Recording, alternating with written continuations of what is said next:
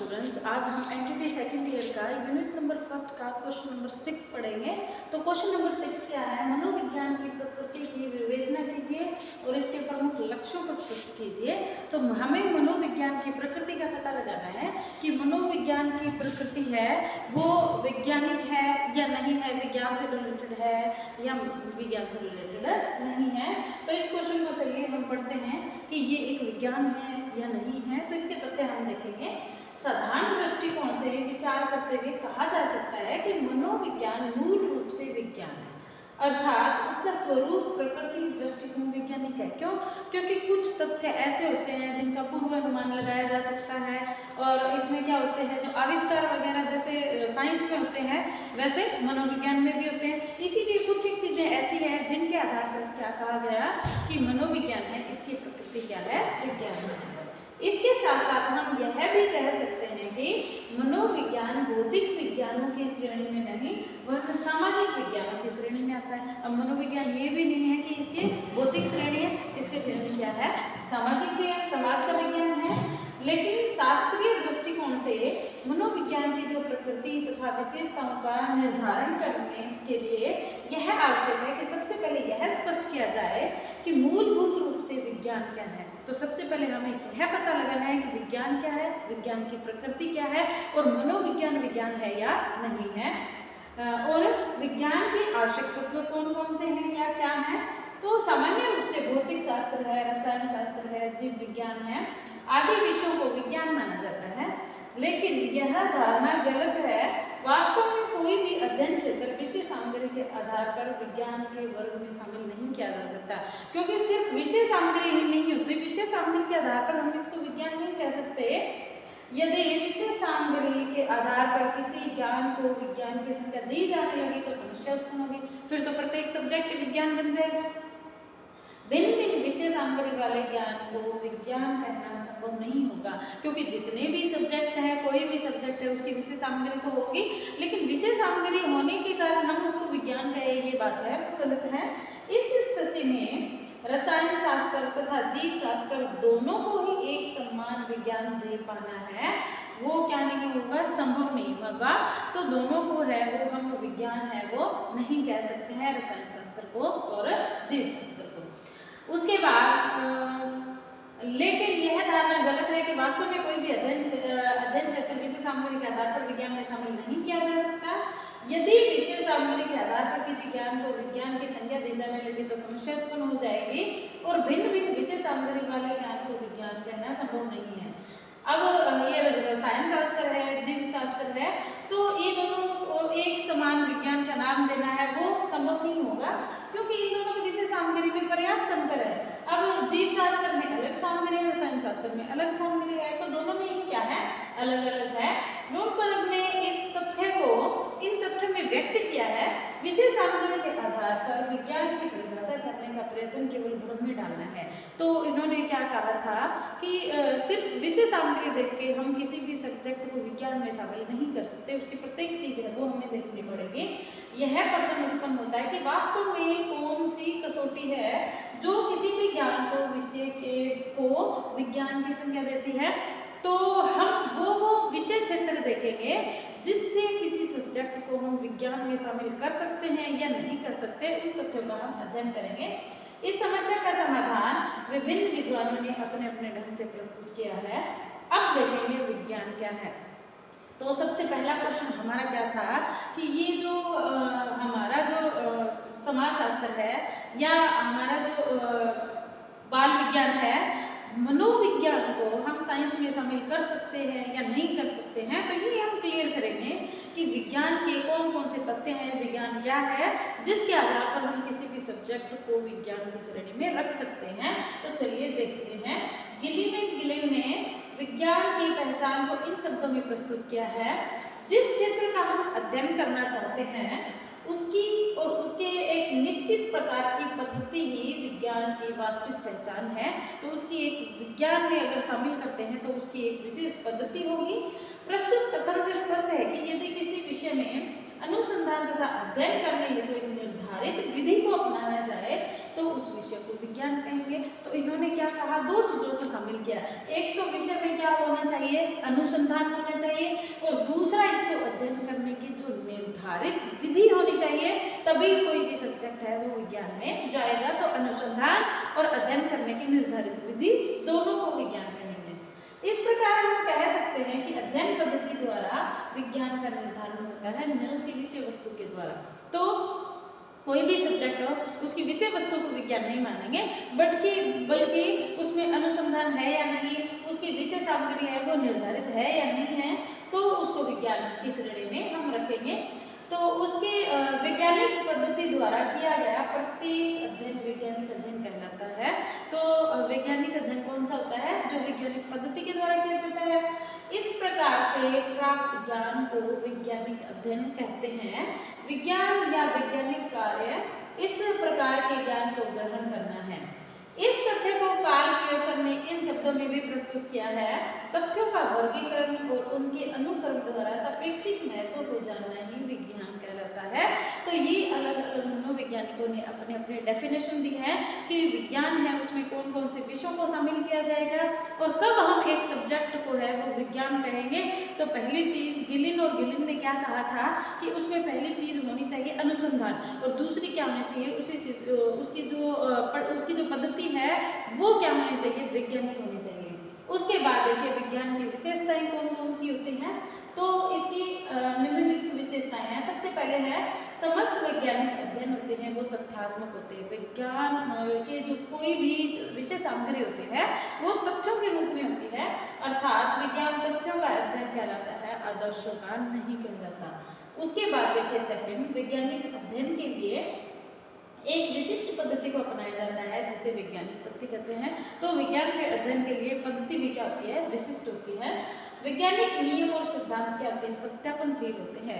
मतलब विज्ञान में कोई भी चीज होगी उसको हम सत्य सिद्ध कर सकते हैं। अगर सिद्ध नहीं कर सकते तो विज्ञान की श्रेणी में नहीं आ सकते। अगर उसके तथ्य सिद्ध हो जाते हैं, सत्यापनशील होते हैं, तब वो विज्ञान की श्रेणी में आते हैं। वैज्ञानिक अध्ययन नैतिक दृष्टि से निरपेक्ष होते हैं। हम पक्षपात नहीं कर सकते, कोई भी तथ्य होगा वो सच होगा, हम उसको झूठ साबित नहीं कर सकते। तो ये क्या होते हैं, ये निरपेक्ष होते हैं। विज्ञान संबंधित घटनाओं के विषय में कार्य कारण संबंधों को ज्ञात करता है। तो विज्ञान क्या करता है, कोई भी घटना हो गई उसके विषय में कार्य कारण होते हैं, उन संबंधों को क्या करते हैं, साबित करते हैं। वैज्ञानिक अध्ययन नैतिक दृष्टि से क्या होते हैं, निरपेक्ष होते हैं। जो अभी मैंने आपको बताया, विज्ञान की अपनी घटनाओं के संबंध में भविष्यवाणी भी करता है। तो विज्ञान की घटनाएं होती है उसमें ये भविष्यवाणी भी कर सकता है। अब जैसे कोई भूकंप आने वाला है, सुनामी आने वाली है, तो हमारे पास ऐसे ऐसे उपकरण उपलब्ध है जिससे हम पहले ही उन चीज़ों के बारे में पता लगा सकते हैं। तापमान कल का कितना रहेगा, नेक्स्ट मंथ का कितना रहेगा, हर चीज की भविष्यवाणी कर सकती है। तो ये किसमें पॉसिबल है, ये सिर्फ विज्ञान में पॉसिबल है कि किसी भी अनुसंधान या किसी भी तथ्य की भविष्यवाणी है वो विज्ञान विषय में की जा सकती है। उसके बाद देखिए वैज्ञानिक पद्धति क्या है। विज्ञान के अर्थ के स्पष्टीकरण के आधार पर हम यह कह सकते हैं कि वास्तव में सबसे अधिक महत्व वैज्ञानिक पद्धति का है। अब प्रश्न यह उठता है कि यह मनोवैज्ञानिक पद्धति क्या है। ब्लूमबर्ग ने वैज्ञानिक पद्धति की व्याख्या इन शब्दों में की है। तो इन्होंने क्या कहा था, क्या है, सामाजिक वैज्ञानिकों में यह विश्वास पुष्ट हो गया है कि इसके समक्ष जो समस्याएं हैं उनका समाधान यदि होता है तो सामाजिक घटनाओं का निष्पक्ष तथा व्यवस्थित निरीक्षण, सत्यापन, वर्गीकरण तथा विश्लेषण द्वारा ही होगा। तो कोई भी सब्जेक्ट का विज्ञान होगा जब उसमें क्या होगा, सत्यापन होगा, वर्गीकरण होगा, हम विश्लेषण कर पाएंगे, अनुसंधान कर पाएंगे तब। तो ये सारे जो तथ्य हैं ये किसमें आते हैं, विज्ञान में।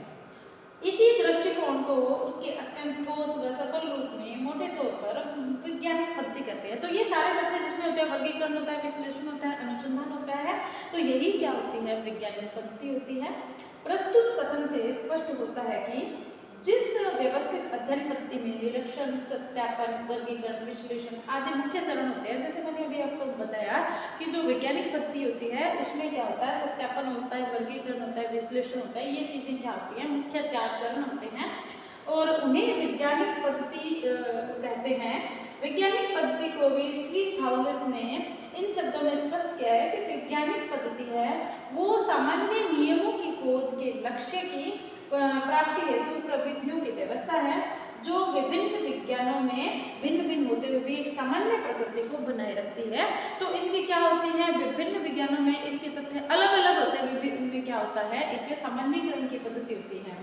संक्षेप में यह कहा जा सकता है कि निश्चित निष्कर्ष प्राप्त करने हेतु विभिन्न विज्ञानों का प्रयोग में लाई जाने वाली सामान्य निश्चित तथा क्रमबद्ध अध्ययन प्रणाली को वैज्ञानिक प्रणाली कहते हैं। तो किसी भी तथ्य को हम साबित करना चाहते हैं तो उसमें सामान्य निश्चित और क्रमबद्ध अध्ययन है वो जरूरी है। इस पद्धति में भिन्न भिन्न विज्ञान के अध्ययन के लिए भिन्न भिन्न प्रविधियों को प्रयोग किया जा सकता है, परंतु सर्वत्र ही वैज्ञानिक पद्धति का उद्देश्य तटस्थ अध्ययन तथा निश्चित निष्कर्ष प्राप्त करना होता है। तो वैज्ञानिक पद्धति में हम किसी भी चीज का अध्ययन करते हैं तो उसमें निष्कर्ष निकलता है। और वैज्ञानिक पद्धति की प्रमुख विशेषताएं सत्यापनशीलता, तटस्थता और निश्चयात्मकता, सामान्यता और भविष्यवाणी की क्षमता है। तो विज्ञान की प्रमुख विशेषताएं क्या होती हैं, यही होती है, सत्यापनशीलता होती है, तटस्थता होती है, निश्चयात्मकता होती है, सामान्यता होती है। तो ये विशेषताएं उसमें पाई जाती है। अब देखिए मनोविज्ञान के प्रमुख लक्ष्य कौन कौन से हैं। पहले हमने क्या पढ़ा, विज्ञान पढ़ा, विज्ञान के तथ्य कौन कौन से होते हैं और कौन सी चीजें हैं जिनको हम विज्ञान में शामिल कर सकते हैं, ऐसे कौन कौन से तथ्य हैं। अब हम पढ़ते हैं मनोविज्ञान का लक्ष्य क्या है। मनोविज्ञान के अंतर्गत मानव एवं पशु पक्षियों के व्यवहार तथा संज्ञानात्मक प्रक्रियाओं का वैज्ञानिक ढंग से अध्ययन किया जाता है। जैसे हमने प्रीवियस क्वेश्चन में भी पढ़ा था कि जब मनोविज्ञान की लास्ट तक परिभाषा आई थी उसमें क्या कहा था कि मनोविज्ञान है वो इंसान के व्यवहार का विज्ञान है। तो इसमें क्या किया जाता है, वैज्ञानिक ढंग से मानव के व्यवहार का अध्ययन किया जा सकता है, वही क्या होता है हमारा मनोविज्ञान। यह भी स्पष्ट किया जा चुका है कि मनोविज्ञान का कार्य क्षेत्र क्या है, अत्यंत विस्तृत है। इसका कोई कार्य क्षेत्र है वो क्या नहीं होता, संकुचित नहीं होता। और तथा मनोविज्ञान वास्तव में जीवन के सभी क्षेत्रों को स्पष्ट करते हुए उसके अध्ययन तथा उन्नयन में उपयोगी भूमिका अदा करता है। तो मनोविज्ञान का एक क्राइटेरिया नहीं होता, जैसे कोई भी सब्जेक्ट होता है, साइंस होता है, उसमें तथ्य होते हैं वो फिक्स होते हैं, लेकिन मनोविज्ञान होता है उसकी कोई भी क्या नहीं होती, कोई समय सीमा नहीं होती है। मनोविज्ञान अध्ययनों के 3 प्रमुख लक्षण निम्नलिखित हैं। तो कौन कौन से लक्षण हैं, सबसे पहला है वर्णन तथा मापन। तो मनोविज्ञान का हम क्या कर सकते हैं, डिस्क्रिप्शन भी कर सकते हैं, मेजरमेंट भी कर सकते हैं। कैसे, हम किसी बच्चे की बुद्धि लब्धि कितनी है, वो बच्चा है वो कितना पढ़ सकता है, कितना सीख सकता है, आगे लाइफ में क्या बन सकता है, तो हर चीज़ों का हम क्या कर सकते हैं, मेजरमेंट कर सकते हैं। उसके बाद पूर्वानुमान तथा नियंत्रण हम क्या कर सकते हैं, मनोविज्ञान में हम प्रेडिक्शन कर सकते हैं, क्योंकि मनोविज्ञान में एक बच्चे का हर एक सेक्टर का अध्ययन किया जाता है। तो उस बच्चे को देखते हुए, उसकी विशेषताओं को देखते हुए हम क्या कर सकते हैं, प्रेडिक्शन कर सकते हैं कि ये बच्चा आगे आने वाली लाइफ में क्या बनेगा, और कंट्रोल कर सकते हैं। बच्चा अगर व्यवहार कैसा कर रहा है, हम चाहे वैसा ही व्यवहार है वो बच्चे से करवा सकते हैं। तो इसमें प्रेडिक्शन और कंट्रोल दोनों चीजें। तो इसका पहला पॉइंट देखते हैं, वर्णन और मापन। मनोविज्ञान का प्रथम प्रमुख लक्ष्य प्राणियों के व्यवहार एवं संज्ञानात्मक प्रक्रियाओं का वर्णन एवं मापन करना है। तो मनोविज्ञान का प्रमुख लक्ष्य क्या है, प्राणियों का व्यवहार। मनोविज्ञान, बाल मनोविज्ञान किस लिए होती है, बाल मनोविज्ञान होता है बच्चों की साइको को जानने के लिए, और मनोविज्ञान क्या होती है, प्राणियों का व्यवहार जानने के लिए, जिसका हम उपयोग करते हैं, उसका मापन करते हैं, वो क्या है, मनोविज्ञान। वस्तुतः किसी भी व्यवहार तथा एवं मनोविज्ञान प्रक्रिया का अध्ययन तभी संभव है जब मनोवैज्ञानिक उसका वर्णन करने में, उसका वस्तुनिष्ठ, विश्वसनीय, वैध ढंग मापन करने में समर्थ होता है। अब वैध ढंग से मापन नहीं करना है, वो विश्वसनीय नहीं है, वस्तुनिष्ठ नहीं है, तो क्या फायदा। तो ये सारी चीजें हैं वो अध्ययन में होनी जरूरी है। जब तक मनोवैज्ञानिक किसी भी प्रक्रिया को प्रभावित करने वाले कारकों का मापन करने में समर्थ है, तब तक वह प्रक्रिया का कदापि अध्ययन नहीं कर सकता। वस्तुतः मापन किसी भी वैज्ञानिक अध्ययन की पूर्ण आवश्यकता है। तो कोई भी वैज्ञानिक अध्ययन हो उसमें मापन जरूरी है, और किसी भी व्यवहार तथा प्रक्रिया का वर्णन है वो मापन करने के लिए मनोवैज्ञानिकों को मापन उपकरणों की आवश्यकता होती है। और अवलोकन, परीक्षण, साक्षात्कार, अनुसूची प्रश्नावली, निर्धारण, मापने, समाजमिति तथा प्रक्षेपीय तकनीक मनोवैज्ञानिक मापन करने के लिए प्रयुक्त किए जाने वाले कुछ विशेष उपकरण है। तो ये अनुसूची है, प्रश्नावली विधि है, तो इनके द्वारा क्या किया गया, किसी भी इंसान के मनोविज्ञानों के जो कारण उनको पता लगाया गया, उसके व्यवहारों का पता लगाया, उसमें कौन कौन सी कमियां हैं, तो इन चीजों का मापन है वो इनके द्वारा किया गया। उसके बाद मनोवैज्ञानिक मापन उपकरणों की चर्चा पुस्तक में अन्यत्र की गई है, इसलिए यहाँ पर इसकी चर्चा की आवश्यकता नहीं है। तो इसकी जो मनोविज्ञान का व्यवहार, मानव का व्यवहार मापने की जो विधियां हैं वो इनकी पुस्तक में अन्य जगह चर्चा की गई है, तो यहाँ पे हम इस चीज को नहीं पढ़ेंगे। तो इसका कोई क्वेश्चन विशेष आएगा उसमें हम पढ़ लेंगे। उसके बाद देखिए पूर्वानुमान तथा नियंत्रण। तो मनोविज्ञान में क्या होता है, प्रेडिक्शन भी होती है और कंट्रोल भी होता है। तो इसमें प्रेडिक्शन कैसे होती है, कोई भी इंसान जो व्यवहार कर रहा है तो वो आगे आने वाले टाइम में क्या बन सकता है, क्या कर सकता है, तो इस चीज़ों का जो प्रेडिक्शन है वो मनोविज्ञान में किया जा सकता है। मनोविज्ञान का दूसरा प्रमुख लक्ष्य है व्यवहार का पूर्वकथन एवं नियंत्रण करने में समर्थ होना है। व्यवहार एवं मनोवैज्ञानिक प्रक्रियाओं के वर्णन के आधार पर मनोवैज्ञानिक पूर्वकथन करने का प्रयास करते हैं कि प्राणी अमुक स्थिति आने पर क्या कर सकता है। तो इसकी पहले ही भविष्यवाणी कर सकते हैं कि अगर ऐसी कंडीशन आ जाए तो इसका व्यवहार कैसा होगा। पूर्व कथन करने के साथ साथ मनोवैज्ञानिक परिस्थितियों को अपने अनुकूल बनाकर व्यवहार को नियंत्रित करने का प्रयास करते हैं। तो परिस्थिति के अनुसार व्यवहार को क्या करते हैं, कंट्रोल कर सकते हैं या उसको चेंज कर सकते हैं। जैसे किसी व्यक्ति की अभिक्षमता का मापन करने से पूर्व कथन किया जा सकता है कि उसे किस प्रकार के कार्य में अधिक सफलता मिलेगी। अब उसको देख के, उसके व्यवहार को देख के ये पता लगाया जा सकता है कि वो किस चीज में ज्यादा सफल होगा। कि इसी प्रकार से छात्रों की मानसिक योग्यता का मापन करके अध्यापक उसके लिए ऐसे शिक्षण अधिगम विधि का निर्धारण कर सकते हैं जिससे उसे अधिकतम सफलता प्राप्त हो सके। तो ये जो मनोविज्ञान है ये बालकों के लिए तो बहुत ज्यादा उपयोगी है। तो शिक्षक है वो इससे बच्चे का जो व्यवहार है उसको देखते हुए उसको कौन सा टीचिंग मेथड यूज करना है, तो इन चीज़ों का पहले से ही वो क्या कर सकता है, पता कर सकता है। उसके बाद देखिए व्याख्या तथा स्पष्टीकरण। तो इसकी व्याख्या कैसे की जा सकती है, इसका स्पष्टीकरण हो सकता है या नहीं, चलिए देखते हैं। मनोविज्ञान का तीसरा एवं अंतिम लक्ष्य है व्याख्या एवं स्पष्टीकरण प्रस्तुत करना।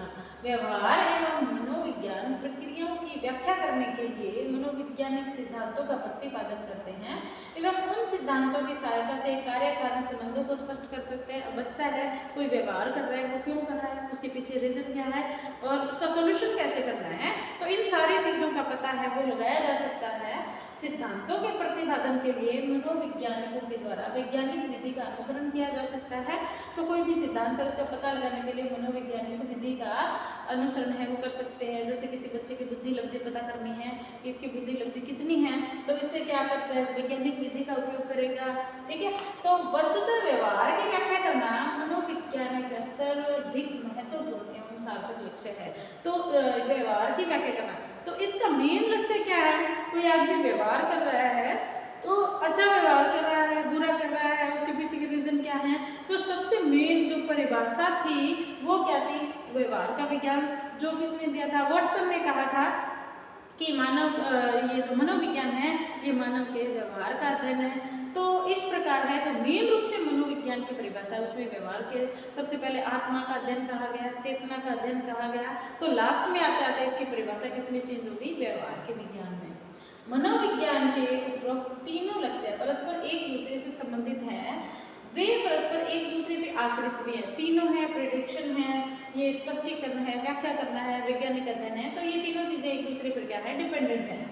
जब तक किसी व्यवहार का वर्णन का मापन नहीं हो सकता, जब तक उसके संबंध में न तो पूर्वकथन किया जा सकता है और न ही उसकी व्याख्या की जा सकती है। इसी प्रकार से किसी कारक की व्याख्या के प्रभाव में उस कारक का समुचित ढंग से वर्णन तथा मापन करना संभव नहीं हो सकता। तो इस प्रकार हमने क्या पढ़ा कि विज्ञान क्या है, कौन से सब्जेक्ट को हम विज्ञान कब कहेंगे, और जो मनोविज्ञान है वो एक प्रकार का विज्ञान है या नहीं है, तो ये हमने पढ़ा। तो इसी के साथ ये हमारा क्वेश्चन नंबर 6 है, ये समाप्त होता है। Thank you.